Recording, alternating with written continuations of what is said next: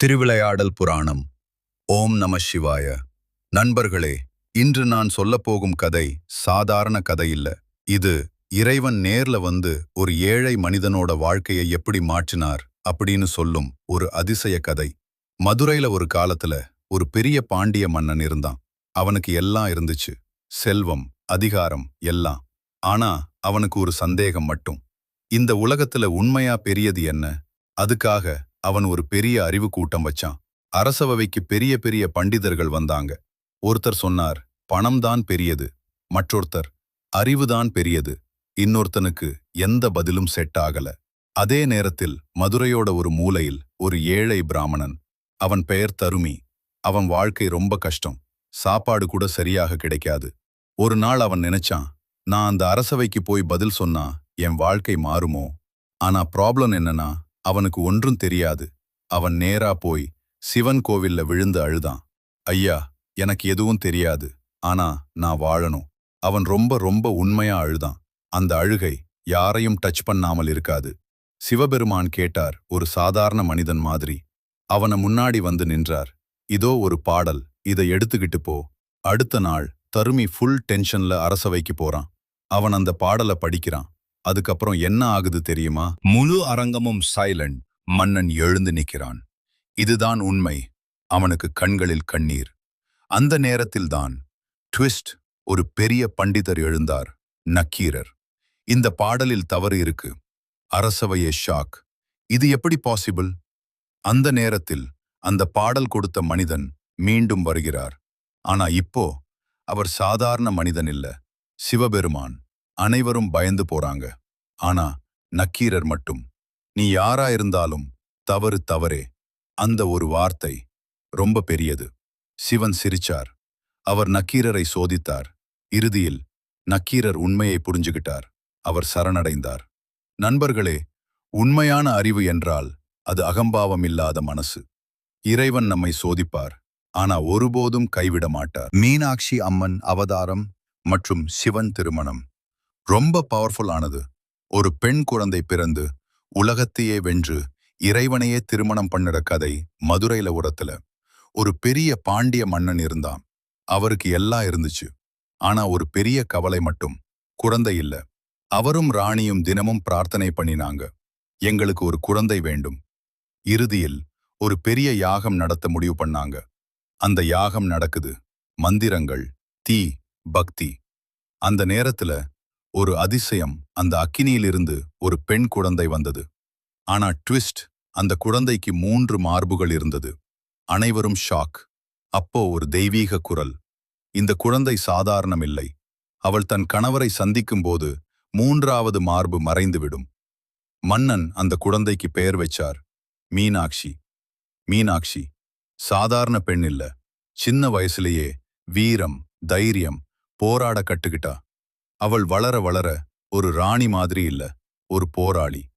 ஒரு நாள் அவள் முடிவு பண்ணினா, நான் உலகத்தையே வெல்லணும். அதுக்கப்புறம் என்ன நடக்குது தெரியுமா? ஒரு நாடு, 2 நாடு, எல்லாத்தையும் வெல்ல ஆரம்பிச்சா. அவளுக்கு பயம் என்றே இல்ல. கடைசியாக அவள் போன இடம் கைலாயம். அங்கதான் லைஃப் சேஞ்சிங் மோமெண்ட். அவள் ஒருத்தரை பார்த்தா. சிவபெருமான். அந்த ஒரு நொடியில அவளோட 3வது மார்பு தானாக மறைஞ்சு போச்சு. அவ உடனே புரிஞ்சுகிட்டா, இவர்தான் என் கணவர். அந்த கோபம், அந்த வீர உணர்ச்சி எல்லாம் அமைதியா மாறிச்சு. சிவபெருமான் சிரிச்சார், நான் மதுரையில் திருமணம் பண்ணலாம். அதுக்கப்புறம் மதுரை ஃபுல் செலிப்ரேஷன். அந்த திருமணம் சாதாரணம் இல்ல. தேவர்கள், முனிவர்கள், எல்லா உலகமும் அந்த திருமணத்துக்கு வந்தாங்க. மதுரை முழுக்க ஒளி, சந்தோஷம், ஆனந்தம். திருமணத்துக்கு அப்புறம் சிவன் சுந்தரேஸ்வரராக மதுரையில் தங்கினார். மீனாட்சி அம்மனுடன் சேர்ந்து மக்களை காத்தார். நண்பர்களே, வாழ்க்கையில் சில விஷயங்கள் நமக்கு புரியாம நடக்கும். ஆனா அது எல்லாம் ரீசனோடன் தான் நடக்கும். சரியான நேரத்தில் உனக்கு வேண்டியது உன்னிடம் வந்து சேரும். நீ இப்போ வாழ்க்கையில் கன்ஃபியூஸா இருக்கியா? நீ நினைத்தது நடக்கலன்னு வருத்தப்படுறியா? கவலைப்படாதே. உன் வாழ்க்கையிலும் ஒரு சிவன் திட்டம் நடக்குது. வறியவனை செல்வந்தனாக்கிய சிவன் அருள். ஓம் நம சிவாய. நண்பர்களே, இன்று நான் சொல்லப்போகும் கதை நம்ம வாழ்க்கையோட நேரடியாக கனெக்ட் ஆகும்.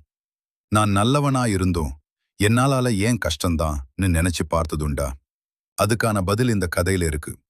மதுரையில ஒரு ஏழை மனிதன் இருந்தான். அவனுக்கு பெரிய பேர் கிடையாது. ஆனா ஒரு பெரிய விஷயம் இருந்துச்சு. சிவபெருமான் மேல் நம்பிக்கை. அவன் வாழ்க்கை எப்படி தெரியுமா? ஒரு நாள் சாப்பாடு இருந்தா மறுநாள் இருக்காது. பசி, கஷ்டம், துன்பம், இதுதான் அவன் வாழ்க்கை. ஆனா ஒரு விஷயம் மட்டும் அவன் விடல. தினமும் ஓம் நம சிவாய. ஒரு நாள் அவன் ரொம்ப உடைந்து போனான். ஐயா, நான் உன்னை நம்புறேன். ஆனா என் வாழ்க்கை ஏன் இப்படி? அவன் அழுதான். அந்த அழுகை நேரா சென்றது சிவபெருமான் கிட்ட. சிவன் நினைச்சார், இவன் உண்மையான பக்தனா இல்லையா? சோதிக்கணும். ஒரு நாள் ஒரு முதியவர் மாதிரி அவன் வீட்டுக்கு வந்தார். மகனே, எனக்கு ரொம்ப பசி, சாப்பாடு கிடைக்குமா? அந்த ஏழை மனிதன் ஷாக். அவனிடம் இருந்தது ஒரே ஒரு சிறிய சாப்பாடு. அதுதான் அவனோட நாளைக்கு வைத்தது. இப்போ அவன் என்ன பண்ணான் தெரியுமா? ஒரு நொடியும் யோசிக்கல. அந்த முழு சாப்பாட்டையும் அந்த முதியவருக்கு கொடுத்தான். அவன் சொன்னான், நீ சாப்பிடுறதால நான் சந்தோஷம். அந்த வார்த்தை ரொம்ப பெரியது. முதியவர் சாப்பிட்டார், சிரிச்சார். நீ என்னிடம் எல்லாம் கொடுத்தாய், நான் உனக்கு என்ன கொடுக்கலாம்? அவன் சொன்னான், எனக்கு எதுவும் வேண்டாம். அந்த நொடியில அந்த முதியவர், முதியவர் ஒளியாக மாற ஆரம்பிச்சார். சிவபெருமான். அவன் அதிர்ச்சி, கண்ணீர். சிவன் சொன்னார், நீ உண்மையான பக்தன்.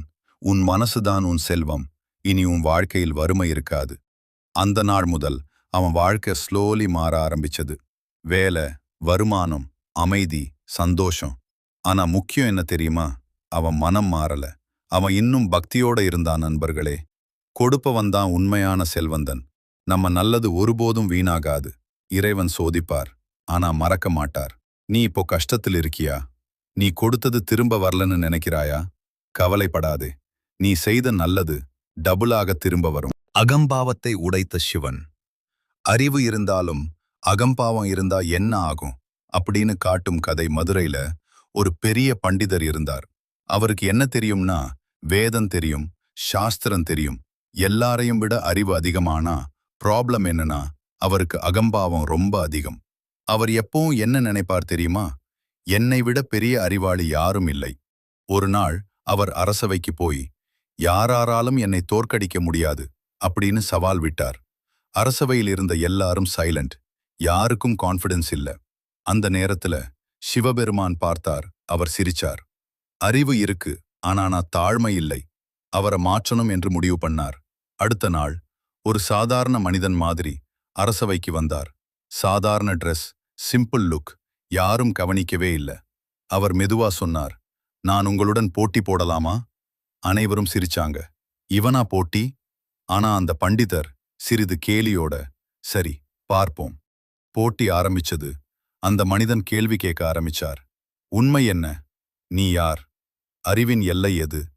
இந்த கேள்விகள் சிம்பிள் இல்ல. முதல்ல பண்டிதர் கான்ஃபிடென்ட்டா இருந்தார். ஆனா மெல்ல அவர் தடுமாற ஆரம்பிச்சார். ஒரு கேள்விக்கு பதில் சொல்ல முடியல. மற்றொன்றுக்கு கன்ஃபியூஸ்டு. அவரோட ஃபேஸ்ல டென்ஷன். இவன் யார்? மெல்ல அகம்பாவமுடைய ஆரம்பிச்சது. அந்த நேரத்துல அந்த சாதாரண மனிதன் ஒளியாக மாற ஆரம்பிச்சார். சிவபெருமான். அரசவையே ஷாக். அந்த பண்டிதர் உடனே தரையில் விழுந்தார். ஐயா, நான் தவறு செய்தேன். அவர் கண்ணீர் விட்டார். சிவன் மெதுவா சொன்னார், அறிவு இருந்தாலும் அகம்பாவம் இருந்தா அது பயனில்ல. தாழ்மைதான் உண்மையான அறிவு. அந்த ஒரு வார்த்தை அவரோட வாழ்க்கையை மாற்றிச்சு. அந்த நாளிலிருந்து அவர் மிகவும் எளிமையாக மாறினார். நண்பர்களே, அகம்பாவம் வந்தா நம்ம வீழ்ச்சி ஆரம்பம். தாழ்மை இருந்தா நம்ம உயர்வு உறுதி. நீ ஒரு நேரம் உன்னையே அதிகமாக நினைச்சதுண்டா? அல்லது யாராவது உன்னை டவுன் பண்ணினாங்களா? அது ஒரு லெசன் தான். பக்தனை காப்பாற்றிய சிவன் அருள். ஓம் நம சிவாய. நம்மை யாரும் காப்பாற்ற முடியாத நிலை வந்தா இறைவன் நேர்ல வந்து காப்பாற்றுவார் அப்படின்னு காட்டும் கதை. ஒரு சிறிய கிராமத்தில் ஒரு சிவபக்தன் இருந்தான். அவன் வாழ்க்கை சிம்பிள், ஆனா மனசு பெரியது. தினமும் சிவனனை நினைச்சு வாழ்ந்தவன். அவன் ஒருபோதும் யாருக்கும் கெடு நினைக்க மாட்டான். ஆனா சிலர் அவனை வெறுத்தாங்க. இவனை எப்படியாவது கெடுக்கணும்னு திட்டம் போட்டாங்க. ஒரு நாள் அவர்கள் ஒரு பெரிய பொய்யை உருவாக்கினாங்க. இவன் ஒரு தவறு பண்ணிருக்கான். அந்த செய்தி கிராமம் முழுக்க பரவிச்சு. என்ன நடந்துச்சுனே தெரியாம ஷாக். அவனை மக்கள் நம்பல. அவனை தண்டிக்கணும் என்றாங்க. அவன் என்ன பண்ணான் தெரியுமா? யாரிடமும் வாதம் பண்ணல. நேரா சிவன் கோவிலுக்கு போனான். அவன் முன் விழுந்து, ஐயா, நான் தவறு செய்யல, நீயே உண்மையை காட்டு. அவன் ரொம்ப அமைதியா இருந்தான். ஆனா உள்ள ரொம்ப வலி அந்த நேரத்துல. சிவபெருமான் பார்த்தார். அவர் நினைச்சார், என் பக்தனை நான் காப்பாற்றணும். அடுத்த நாள் ஒரு அதிசயம் நடந்தது. அந்த பொய் சொன்னவர்கள் திடீர்னு உண்மையை சொல்ல ஆரம்பிச்சாங்க. நாங்கள்தான் பொய் சொன்னோம். மக்கள் ஷாக். அந்த பக்தன், அவனை அவமதிச்சவங்க முன்னாடி உயர்ந்தான். அவன் கண்ணில் கண்ணீர். ஆனா அது துக்கம் இல்ல, நன்றி கண்ணீர். அந்த நேரத்துல சிவன் அருள் அவன் மேல் விழுந்தது. நண்பர்களே, உண்மை ஒரு நாள் வெளிவரும். நல்லவங்க கஷ்டப்படலாம், ஆனா தோக்க மாட்டாங்க. இறைவன் லேட்டாக வரலாம், ஆனா ராங் டைம்ல வரமாட்டார். நீ இப்போ யாராவது உன்னை தவறாக புரிஞ்சுக்கிட்டாங்களா? அல்லது நீ செய்யாத தவறுக்கு தண்டனை அனுபவிக்கிறாயா? கவலைப்படாதே, உன் உண்மை ஒரு நாள் வெளிவரும். மீனவனுக்கு அருள் செய்த சிவன். சாதாரண மனிதனாக இருந்தாலும் உண்மையான பக்தி இருந்தா இறைவன் வாழ்க்கையை மாற்றுவார். ஒரு கடற்கரை கிராமத்தில் ஒரு மீனவன் இருந்தான். அவன் வாழ்க்கை எப்படி தெரியுமா? தினமும் கடலுக்கு போய் மீன் பிடிச்சுதான் வாழணும். அவன் குடும்பம் முழுக்க அதுல தான் நம்பிக்கை. ஆனா ஒரு பெரிய ப்ராப்ளம். பல நாட்களாக அவனுக்கு ஒரு மீனும் கிடைக்கல. கடல் போனாலும் கை காலி, வீட்டுக்கு வந்தாலும் பசி. அவன் மனசு உடைந்து போனது.